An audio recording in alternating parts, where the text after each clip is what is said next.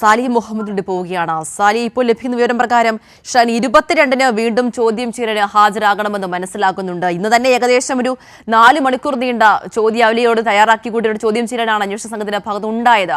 ഇനിയിപ്പോൾ 22-ാം തീയതി വീണ്ടും ചോദ്യം ചെയ്യലിന് ഹാജരാകണമെന്ന വിവരം കൂടി പുറത്തു വരുന്നു. എന്താണ് സാലി? അതായത് ഇപ്പൊ ലഭിച്ച ജാമ്യം ഒരു താൽക്കാലിക ആനുകൂല്യ ഇളവ് മാത്രമാണ്.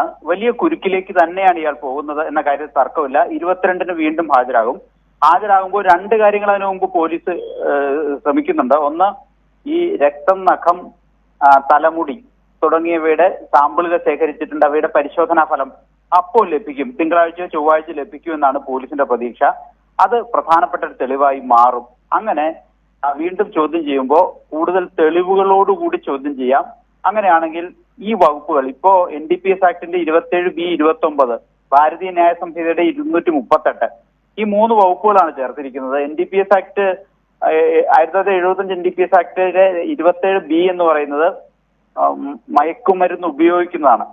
അത് 29 എന്ന് പറയുന്നത് മയക്കുമരുന്നുമായി ബന്ധപ്പെട്ട ഗൂഢാലോചന അല്ലെങ്കിൽ പ്രേരണ കുറ്റമൊക്കെ നിലനിൽക്കുന്നതാണ്. ഈ 27B ബെയിലബിൾ ആണ്. പക്ഷെ 29 ചില കേസുകളിൽ ബെയിലബിളും ആ കേസിന്റെ ഡെപ്ത് അനുസരിച്ച് നോൺ ബെയിലബിളുമാണ്. അങ്ങനെയാണ് നിയമത്തിൽ പറയുന്നത്. അപ്പൊ ഈ കേസിൽ ഷൈൻ ടോം ചാക്കോയ്ക്ക് കുരുക്കായത്, 1, അവിടെ നിന്ന് ഇറങ്ങി ഓടിയത്, 2, ആ പോലീസ് അന്വേഷിച്ചു പോയ ആ മയക്കുമരുന്ന് കച്ചവടക്കാരനുമായിട്ടുള്ള ബന്ധം. അയാൾക്ക് 20,000 രൂപ ഗൂഗിൾ പേ ചെയ്ത് നൽകിയിട്ടുണ്ട് എന്ന് കണ്ടെത്തി. അപ്പൊ ആ ബന്ധമാണ് ഈ 29ലേക്ക് എത്തിയത്. അത് കുറച്ചുകൂടി തെളിയിക്കേണ്ടതുണ്ട്. അപ്പൊ അതിനാണ് ഈ 2 ദിവസത്തെ കാലാവധി എന്ന് പറയുന്നത്. മറ്റൊന്ന് 238 BNS എന്ന് പറയുന്നത് തെളിവ് നശിപ്പിക്കുന്നതാണ്. അപ്പൊ എന്തുകൊണ്ട് ഓടി എന്ന് ചോദിച്ചാൽ തെളിവ് നശിപ്പിക്കുന്നതിന് വേണ്ടി ഓടി എന്നതാണ് പോലീസിന്റെ കണ്ടെത്തൽ. അപ്പൊ നമ്മൾ ഉദ്ദേശിക്കുന്ന പോലെ ഇന്ന് ജാമ്യത്തിൽ പോയി, ഇന്ന് ജാമ്യം ലഭിച്ചു എന്നതുകൊണ്ട് ഈ വിഷയം അവസാനിക്കുന്നില്ല. ചൊവ്വാഴ്ച വീണ്ടും ഹാജരാകാൻ നിർദ്ദേശിച്ചിട്ടുണ്ട്. ചൊവ്വാഴ്ച തന്നെ കടുത്ത നടപടികളിലേക്ക് കടക്കാം, അല്ലെങ്കിൽ ഒന്നുകൂടെ വിളിപ്പിച്ചിട്ട് കടുത്ത നടപടികളിലേക്ക് കടക്കാൻ തന്നെയാണ് സാധ്യത. പോലീസ് ഏതായാലും എല്ലാ വിവരങ്ങളും എല്ലാ തെളിവുകളും ശേഖരിച്ചിട്ട് തന്നെയാണ് ഇതിന്റെ നടപടികളിലേക്ക് കടന്നത്.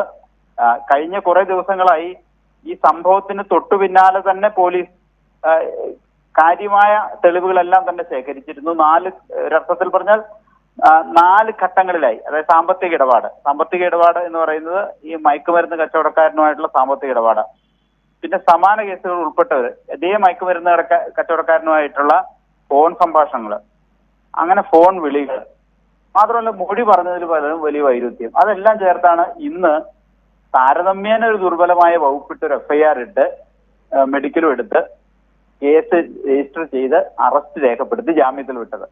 പക്ഷേ ഇനിയുള്ള വിവരങ്ങൾ ഇയാൾക്ക് നോൺ ബെയിലബിൾ വകുപ്പുകൾ ചുമത്താനുള്ള തെളിവുകളായി മാറും എന്ന് തന്നെയാണ് പ്രതീക്ഷിക്കുന്നത്.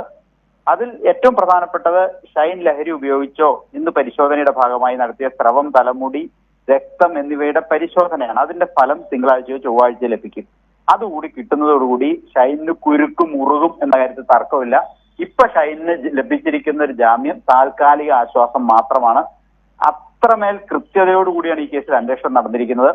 മാത്രമല്ല നമുക്കറിയാം 3 ACPമാരാണ് ഒരു ചെറിയ കേസ് എന്ന് പറയുന്നത്. കാരണം ഇതിൽ മയക്കുമരുന്നുമായിട്ട് പിടിച്ച കേസൊന്നുമല്ല, സംശയിക്കുന്ന ഒരു കേസ് മാത്രമാണ്. രാവിലെ ചോദ്യം ചെയ്യലിലാണ് കുറെ കാര്യങ്ങൾ പുറത്തു വന്നത്. രാവിലെ സംശയിക്കുന്ന കേസ് മാത്രമാണ്.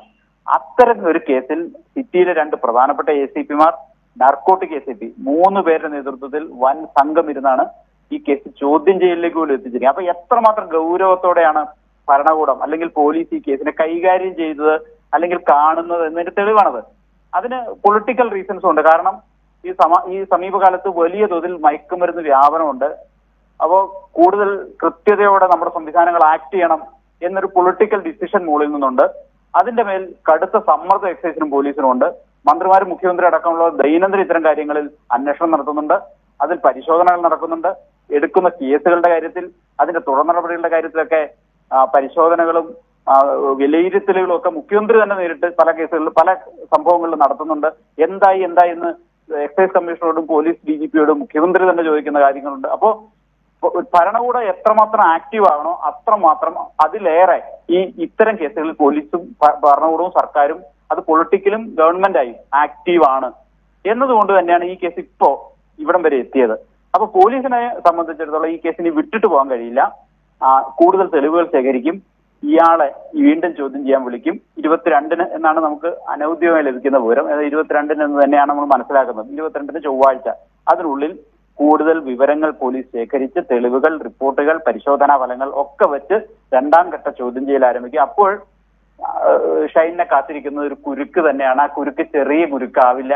10 കൊല്ലം മുമ്പ് കുറച്ചുനാൾ ജയിലിൽ കിടന്ന് പുറത്തിറങ്ങി കുറ്റവിമുക്തനാക്കി വന്ന കാലമല്ല ഇത് എന്നുള്ളൊരു കാരണം കൂടെയുണ്ട്. ആ കാലത്ത് നിന്ന് ഭരണകൂടങ്ങളും പോലീസും സംവിധാനങ്ങളും ഏറെ മാറിയിട്ടുണ്ട്.